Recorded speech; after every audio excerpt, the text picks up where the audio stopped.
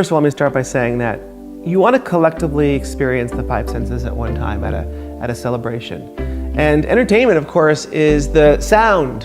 And you want to be able to enjoy the sound amongst the other four senses that we have already touched upon. But think about this. Do you want a band? Do you want a DJ? Or perhaps you want both. Or maybe you want some specialty entertainment that can depict a culture of one of yours, so you can see some specialty performances on the dance floor during your celebration. But I really want to stress on something that I find really important. Let's start with the DJ. A DJ is someone that understands how to maneuver and manipulate guests on the dance floor. If a song isn't resonating well with the guests, they will change it into something else. That's a good DJ. A bad DJ just spins and spins and pays no attention to the energy.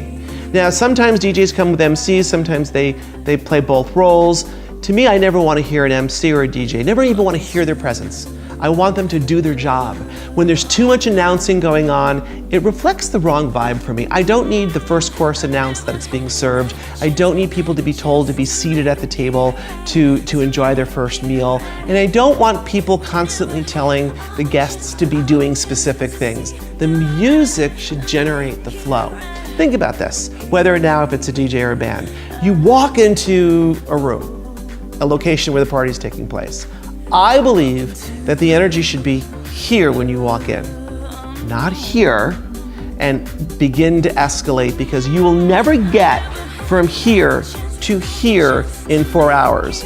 If I start you out about 75% and you dip a little bit for dinner and then you rise back up, you'll always keep the energy and that excitement at a higher level.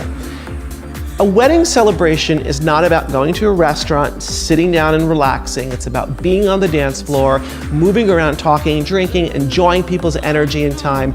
That to me is all dedicated, and that is all handled by whether it be the band or a DJ. Now, music can destroy everything that you've worked on for months.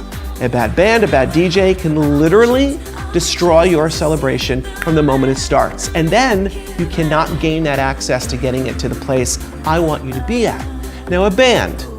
Bands can be fabulous, they can be too loud. Too loud equates to people leaving. And also a band sometimes doesn't understand how to be able to do music from the 50s to current and everything in between. So sometimes you may need both, or you need to find a band that understands what you're looking for and what you want to accomplish for your guests to be on the dance floor dancing. And my last thing I want to give you advice on. If you have a first dance, which of course you do, there's many variations of a song for that first dance.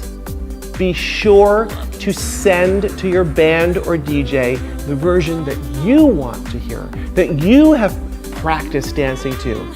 Because I'll tell you something, more often than not, a DJ or a band has played the wrong version of your first dance, which causes confusion and ultimately makes it a disappointment for you.